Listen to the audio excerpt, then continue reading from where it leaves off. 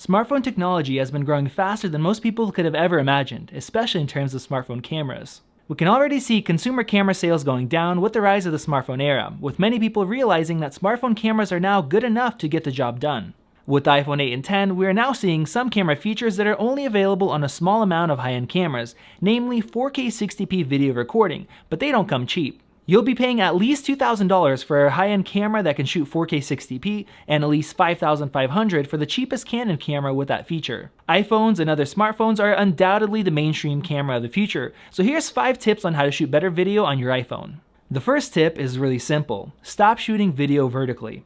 There are now some apps that are properly utilizing vertical video, but even if the app you're currently using does, remember that not all apps do, and in that case there will be a black frame covering most of the video. The best part about shooting horizontally is that pretty much all apps support full screen video and landscape mode, and you won't have any issues showing your videos off on a TV or a computer screen. So always remember to flip your phone sideways before you start recording. Next up is choosing your settings wisely. It's remarkable that the latest iPhone 8 and 10 can shoot 4K at 60 frames per second. It gives incredibly smooth motion and it can be slowed down for an awesome slow-mo effect, while keeping the ultra-sharp 4K resolution. The issue is that shooting in 60p requires a higher shutter speed to keep motion looking smooth, but that in turn requires more light. In low light situations, the shutter speed could be lowered, the quality can get worse, or the video will just be too dark compared to shooting at 30 frames per second. So if you're not planning on slowing down the video and you find yourself in a low light situation, just switch to 4K 30. It'll save storage space as well. Third, be strategic with your lens choices. The iPhone 10 is the first iPhone with optical image stabilization on both of its lenses. This means that we no longer get really shaky footage while using the telephoto lens. On previous dual lens iPhones, it may be worth to shoot with the wide lens and use digital zoom instead.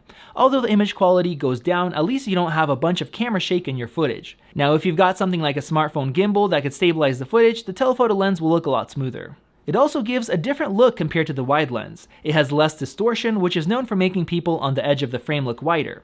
The longer lens also increases the amount of background compression, providing a more pleasing image when recording people or objects. On the other hand, if you want to show off a background or are shooting in low light conditions, go with the wide lens. Another way to shoot better video is to use a stabilizer. Now you can use a tripod or monopod for static footage, but our favorite option is a gimbal since you're free to move around while recording. This is the best option for vlogging and recording things like skateboarding videos, for example. These used to cost tens of thousands of dollars when they were introduced for high-end cameras, but now we have great phone gimbal options like the Zhiyun Smooth Q for only about $100. With a bit of practice, you could get some smooth shots with cinematic motion. You could choose to shoot in 24 frames per second for that cinematic style, or shoot in 4K 60 and slow it down for some pretty awesome shots. The Smooth Q can even control and charge your phone while you're using it. The fifth and final tip is to use a third-party app. While Apple's app does a great job for regular shooting, the settings constantly change, especially if you're using a gimbal. The white balance and exposure can constantly change while moving around, which can easily ruin some shots. With a third-party app, you can set those settings manually. One of our favorites is ProMovie, which offers a ton of controls for only $2.99. To manually set the white balance so your colors don't shift while recording, tap the white balance button near the bottom of the UI, then choose the option that fits your lighting conditions. If you don't know which one to use, try each one and then choose the one that correctly represents white the best. You can also fine-tune the white balance by using the slider on the right side of the UI. Just make sure True Tone is off before doing so. If you want to lock the exposure, just tap on an object and then hit the lock button. If the image looks too bright or dark, you can use the slider to fine-tune it, which will adjust both the shutter speed and ISO. You can also adjust them independently by tapping on each option. When in brightly lit conditions, set the ISO to the lowest setting and adjust the exposure by using the shutter speed. This will reduce noise in your footage.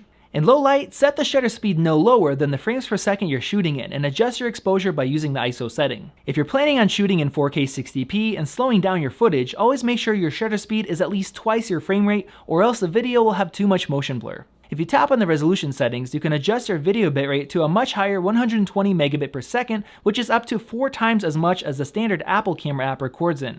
This will increase the video quality by reducing the amount of compression, but at the same time take up a lot more storage space. We suggest maxing the setting out when shooting at 4K 60p and setting it to 50 megabit per second when shooting at 4K 30p.